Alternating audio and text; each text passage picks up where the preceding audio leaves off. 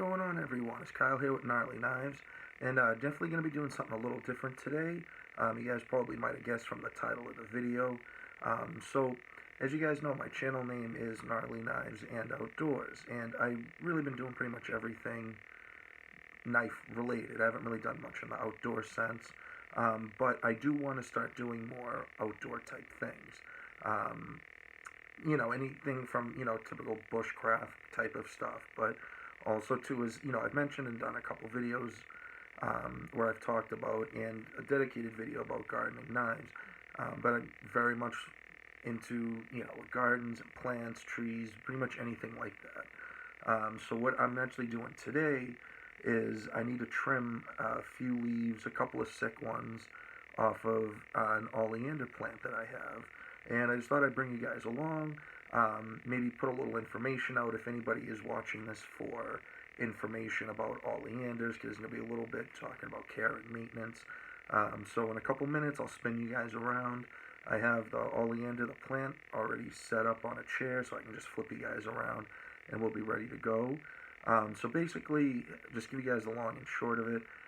This plant I got a little over a year ago from my grandmother. I thought it was very nice. I love it. It's a beautiful plant. She knows that I'm very much into plants, and her being Italian, always, gardening, flowers, it's probably where I get it from. Also growing up too, my parents, had gardens. I mean, they still do today. But, growing up, it was a big thing, So, oleander plants. It is a beautiful, beautiful plant. Like I said, I got it about a year ago, and what's cool is, because she actually got two, she gave me one, she kept the other. This oleander plant is actually straight from Italy, so I thought that was really cool. One of her friends was over there, I don't know, I think just visiting relatives, but she brought a couple plants back, gave them to my grandmother, and then, like I said, she kept one, and then she gave me the other one. And it has done phenomenal. It has probably grown, probably 4 times the size it was when I first planted it. It was probably about maybe 1.5 feet tall when I did get it, and now it's, not including the pot, it's probably about 4 feet tall. So yeah, about 3 to 4 times in size what it was. So do a little bit of history on it. The plant has been around for thousands of years. There is debate on where it originated.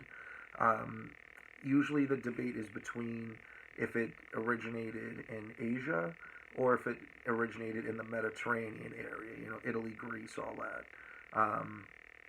I really don't have an idea one way or the other where it came from. All I know is that it is a very beautiful plant, and they are very prolific in both regions. I know in Italy, just from, stuff my grandmother's told me, also my mother's been to Italy a bunch of times, it's very popular along roadways. You'll see it a lot on, highways, just in general along roadsides, and it's chosen, like they choose to plant them there because it is a very tough plant. It is not it's not an easy plant to kill. So if you're someone who's, even new to growing or maybe haven't had great luck with it, this is a very, very tolerant plant. It can handle a lot of abuse and even some neglect. I'm not saying you should neglect it or abuse your plant, but it can take a lot. It is a very hardy plant. It is fairly cold hardy. I mean, I live in New England. I believe I'm around, I'd have to look it up, but I believe I'm around zone 7. So this is something like it would not be a perennial if I planted it in the, oh shit. Hold on, I'm sorry guys, lost light. Just fix this. Oh, there we go. Sorry about that, guys. The light shuts off. I have to shut it off and turn it back on for it to stay on. I just turned it on and left it, and I haven't been moving, so the motion hasn't picked up. But like I said, so I live around zone 7, so this is not something I could just plant out in my yard. It does get too cold. Average temperatures during the winter, I mean, it fluctuates, but, definitely below freezing. But, we usually get a few weeks, usually get a couple weeks every winter where it's like, pretty much like in the low teens down to 0. And it doesn't happen super often, but we have had, we'll usually get a couple days here and there where it'll be below zero. So definitely will not handle that. But from a lot of research I've read, and I do believe that it is true, it says that these can withstand cold temperatures down to around 20 degrees. Now, so when I took it in for the winter, because I just leave it outside, when I took it in for the winter, I left it in my garage. And it stayed in the garage all winter long. And the plant did phenomenal. I didn't drop any leaves. It didn't get sick. I pretty much just left it. I didn't give it any water. I just let it kind of, go dormant in a sense. And it did great. And, like I said, with the very cold temperatures, but, my garage in general, from what I've noticed, usually stays about 20-ish degrees in the winter. In the winter, it usually stays about 20-ish degrees warmer than what it is outside, typically. So even when we did have, that couple weeks where it's around zero, it was still in the, low 20s, even high teens occasionally, and the plant did fine. Now, I wouldn't leave it out for the winter. I don't want to test that theory, but I definitely believe it can withstand those temperatures. So even if you don't have a garage, you could bring it in your house, and it would do well. And that's something I thought is great about it. Another thing, too, is they are pretty drought resistant. That's another reason why they're very popular to use along roadways in Europe and stuff. Like I said, Italy. And also, too, in my research, I found in California, it's very popular to have along roadways. But it is pretty drought resistant. Now, it's not a cactus. It does need some water, but it will withstand. It's something that if you went away for a week or a couple weeks, if you gave it a decent watering beforehand, you should be fine. So that is very cool. And, I did a little bit of fertilizing with it. Just at the time, I just had a bunch of bottle nutrients for these plants I was growing, and I just would use a little bit for some of my other, my trees, plants, and what have you. I still have some, because I'm using a total different growing method this year. So my leftovers I'm still using with my plants, but I have found that what I like using is just stuff that's a little bit more nitrogen heavy while it's, doing its thing. Eventually when it does go to flower, I still give it that, and I'll give it something that has a little bit extra phosphorus in it to kind of help with, flowering and everything like that. It does give off beautiful flowers. The one that I have, it's white flowers, and in the center is yellow, and it's very, very pretty. I don't know exactly how many colors there are. I know there are quite a few, but the most common ones you'll see will be either totally white, or will have the white with the yellow center like I have. They also have red and pink ones, and I believe you can even find some purple and other variations, of course, mixed in there. And it's funny because typically the things I like to grow are things that, I guess in a sense will do something for me, if you will, like, stuff that, I can grow food from, or depending on what it is, something that I can get materials from, so stuff, because I love doing wood carving, anything like that. I don't generally plant things more for aesthetics. I have, I love Japanese maple trees. Those are beautiful. I have a couple in the yard. But this was really the first, like, and granted too, 'cause I got it as a gift, but it was, really the first, like, flower I had gotten, and I absolutely love it, and it smells phenomenal. It is definitely one of the most, like, sweet and nice smelling flowers out there. Of course, roses smell nice and everything like that, tulips, but this, it's like a very, like, wow, that is a beautiful smelling flower. When I did get it, I put it in, I got a decent sized pot for it. Looking at it now, I'm guessing it's probably maybe 3.5, 4 gallons around there. Definitely not 5 gallon, but I guess, yeah, maybe in the 3 to 4 gallon size. And it's been doing great. I planted it, I used Fox Farm Ocean Forest soil. Just wanted to try it out, and it did great. So I didn't really have to do much fertilizing when I first got it for the first few months, because there's a good amount of fertilizer in there. Towards the, later end of, getting into like late summer and fall, is when I gave it a little bit of fertilizer here and there, and it did great. Um, Also, too, some just more fun facts and just stuff that's good to know, because things that'll come in handy when in a couple minutes when we do a little bit of trimming. The plant itself is toxic, so if you have pets, um, or curious children or anything around the house, um, you will want to make sure that they're not accessible to the plant, or the plant is not accessible to them, or just keep an eye on them more or less. There's probably more so with pets than, say, kids, depending on how old they are. But, generally when they're small, you're not letting them outside on their own. And when they're old enough that you can let them outside on their own, one would hope that they would know better. But still, it is a very toxic plant. And it's kind of cool in the sense, or more interesting in my research. I guess it is classified in like the top like 5 or even 3 of like the most toxic plants in the world. Now it doesn't mean that I don't say that in a sense to like be scary, because also on that list is a plant that probably 50-60% of people already have in their yards. That plant is azaleas, and everybody loves azaleas, and they are very pretty. So this was ranked up there with those. I didn't realize azaleas were viewed so toxic, or viewed as being very toxic, but it was a cool, interesting fact. And I guess too, it was used, thousands of years ago. People would, if you ate the leaves, if you ate enough of them, it would kill you. And I guess that's something that people would use at times to commit suicide. They would eat the leaves of the oleander plant. I imagine that's probably not a great way to go. I imagine a lot of, intestinal distress leading up to it, but,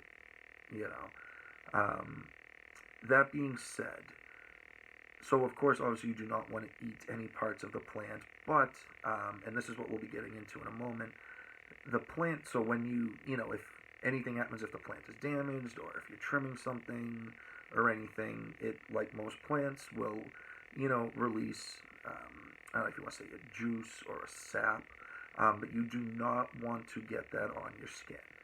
It will not kill you, hopefully, if it gets on your skin, depending, some people are more allergic than others to some things, like some people, whatever, but it can cause severe rashes. Now, I haven't had it happen to me, but I also haven't come into physical contact with the sap or juice that the plant produces. So when you are trimming it, when you are done, you want to make sure that you are cleaning the blade off very well. I'm going to be using rubbing alcohol, but even soap and water or something. And I would recommend wearing gloves while doing anything like that. It's kind of a do as I say, not as I do. I hate wearing gloves. I just don't like wearing gloves. But I'm very, very careful, and I know what I'm doing, so I'm not too worried about getting any on myself, but it just is a nice precaution to let you guys know. Now, the knife we will be using is this here, which we did a video on recently. Actually, a couple videos, because we featured it. I featured it for the first time in the Good Gardening Knives video, and then did a review video on it 2 videos ago. So we'll be using the Atlantic Salt 2. So if you want more information about this knife, I would highly recommend you check out those other videos. Also, if you're looking for good examples of knives that I like to use for gardening, or would be good for use in the garden, I would definitely check out that Good Gardening Knives video. Now this, actually I can do it while we're talking. So it's good practice anyway, no matter what plant it is, to clean off your blade or instrument, so that way you lessen a chance of the plant getting infected or diseased, especially if you are trimming multiple plants. It's good to sterilize or, clean them as best you can between each plant. Excuse me. So that way, if, say, one does have some type of fungus or a disease or anything, you're not spreading it to your other plants, because that's just sucks, and don't want to have to deal with that. So what I'm going to use to just clean the blade off, I mean the blade's already clean, but just more for demonstrating purposes, and it's just not a bad idea anyway. Um, so this here, what I'm using, it's rubbing alcohol, it's the 91%, I mean the 70%, any stuff is fine. I mean, even if you just, a little bit of soap and water. And this is a clean rag. It's actually an old bed sheet that I just use for stuff like this. I keep in my garage, but it's pretty clean. And I'm using rubbing alcohol, so it has to be clean, right? So I'm going to just make sure it's clean, and then we'll use this again in a couple of minutes when I'm done and I clean the blade off. And then I'm just going to throw this rag away. Trying to think if there's any other stuff to go over with the plant before we start. I'm sure it'll come to me. So I'm going to spin you around. I apologize for any frantic shaking or anything. I'm going to see if hopefully my phone doesn't drop off the little stand I set up. And also, I do actually have some cool news. I got some good stuff coming. I just ordered a phone tripod thing that has a speaker built in that plugs into the phone, because I know and I feel terrible, and it's been over a year, and I know there's a static noise and I don't know what it is. I've tried everything that I can think of, which probably isn't saying much, but to get rid of that static. But I'm hoping this helps. And what's cool is that the microphone thing also has one of those little, little fuzzy things that go over it. So it should also help too when we're outside. Should help with wind noise. So that's pretty cool. I'm pretty excited about that. That's actually supposedly going to be here tomorrow. So hopefully this should be the last static video. And from here on out, I'll be using that. And if it works well, it will be continuously used. If not, I'll try to find something else. Because I know it's an issue, and I have a very old, beat-up phone. I'm still on the iPhone 6. So, I mean, what does that tell you there? I don't know which one they're on now, the iPhone 29, I have no idea. But, alright, so this is the Oleander plant. I mean, if you guys want to take a look before, I'll just kind of give you guys, like, up and down. So you can see this is a pretty tall plant. It just has these beautiful leaves that come out, and it's totally safe. You can touch the leaves, it's fine. It's only if there's a break in it or something, you don't want to touch it. Let me get a little tricky here. So up here we can see the buds. So this hopefully will be flowering, I don't know, probably in a couple of months. Actually, maybe even sooner. I don't know, but I'll definitely bring you guys along with all that, and it's beautiful. So the way this is grown, it's a single stalk, and then when it came up to the top here, it started branching out. Now granted, because I'm growing this in a container, when they're grown in the ground, I guess they will spread. I mean, you can kind of see here, there are remnants of another shoot. It was just like this when I got it. I just didn't want to rip it out because, I don't want to damage the roots. So what I'm thinking of is from the base probably up to about here, I'm going to trim. Up to about here. I mean, then if you guys want, you can see the pot. That's a beautiful little pot. I don't know. Picked up this place I used to work. The only other stuff I've done with it this year is I gave it a top dressing with a little bit of compost. Just to kind of, just kind of like top it off a bit. Help out with the soil structure, just because even though it is very good soil, just, it's definitely depleted. And I will be, probably in the next couple of weeks, be giving this some soil amendments, just to kind of work those back in. But, alright. And then I also have I have one of these little orange driveway things, just to kind of help as a support. But I'm going to have to replace this with something else just because the plant has definitely outgrown it. So I'm going to have to just figure something out just because it is very tall. So that's another thing too. The plants grow pretty tall. And eventually when you let them go, if you are in an area where you can grow them in the ground, they will spread out in bush, which is great. And I'm jealous of those people. I'm a New Englander at heart. And just something I'm stuck with. But that's alright though. I'll make the best of it. But I do have that worry just because it can get pretty windy anywhere. It doesn't really matter where you are, but when it gets windy, seeing this just like rocking back and forth. So this will be definitely getting beefed up to help with that issue. All right, so let's set you guys back up. Here we go. So we've cleaned the blade. So this blade is now sterile. What I'm going to do is when I trim them, I'm just going to set them here, and then after the video, I'll probably use the rag, pick them up, and just throw them all out. Because this isn't something I'm not going to want to add to my compost or anything like that. Just because, yeah, it's toxic. I don't want it introduced to stuff that I'm growing that's going to be eaten, or I don't know if it'll mess with other plants, even if there's stuff that isn't don't grow any food, but I don't know. But so what we want to do is, just want to get in close. We want to be careful. We don't want to hit the stalk. So we just want to come in close and just give it a little boom. Just take it right off. Come in. Just be careful what we're doing. And you don't need much force, especially when you have the knife and the knife is sharp. You can just come right in. Boom. And everything just comes right off. Because I'll show you. Because what made me realize I wanted to do this, just some of the leaves. These are leaves left over from last year. So they're just starting to die off. At least I hope that's what it is. You can see, the nice and green, and then the tips are starting to come back. So I will keep you guys updated if that's not what the issue is. But I know it's a thing that can happen with other plants. I mean, I don't pretend to be an expert. But, yeah. And I think, too, it'll also help because the flowers aren't growing down here. They're growing up top. So this will just help put more energy into the rest of the plant. And if I can get it to branch out a bit or turn into like kind of a bush, then great.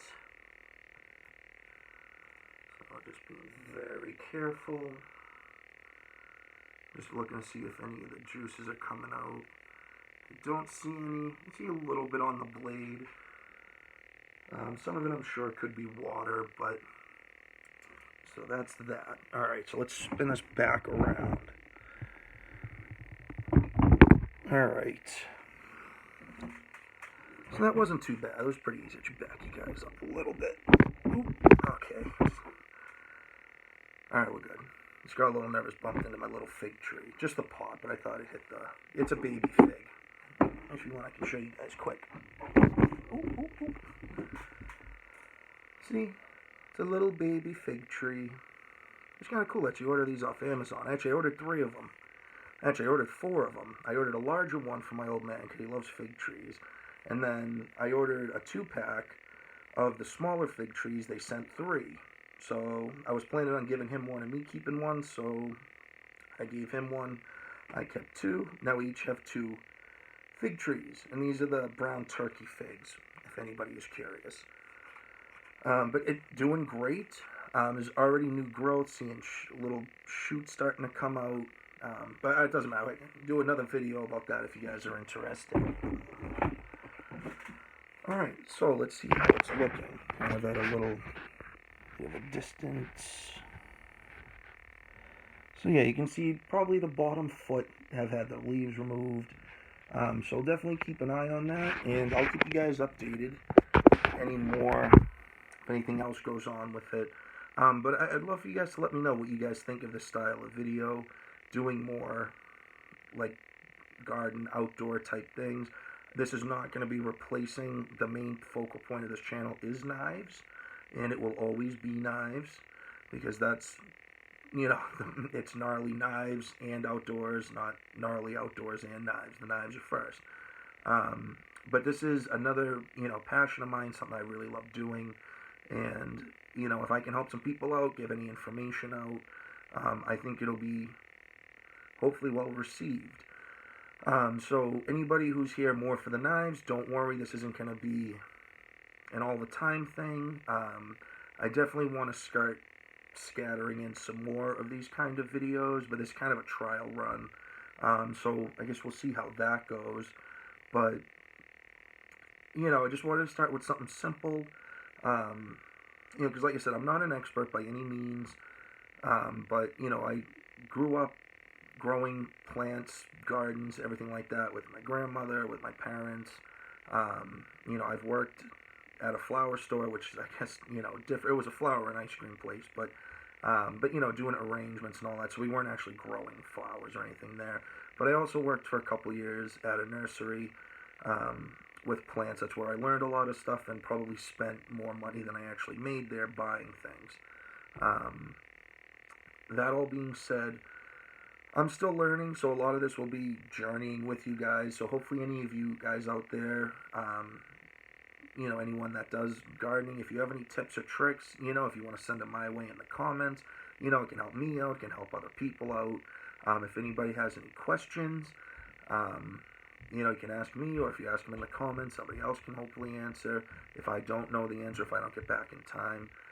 But this is just something that, to me, is a lot of fun. And also, I really want to thank you guys. We recently, the other day, hit 100 subscribers. And it is an awesome feeling. Um, it especially is at one point I felt like, oh, it's never going to make it. But I really want to thank you guys. We've hit the 100 subscriber point. And,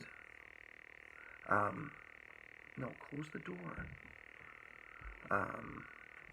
But we've hit 100 subscribers, and I really want to thank you guys for that. And, Scarlett, shut the door. Sorry about that. But I just really want to thank you guys for that, because it really means a lot.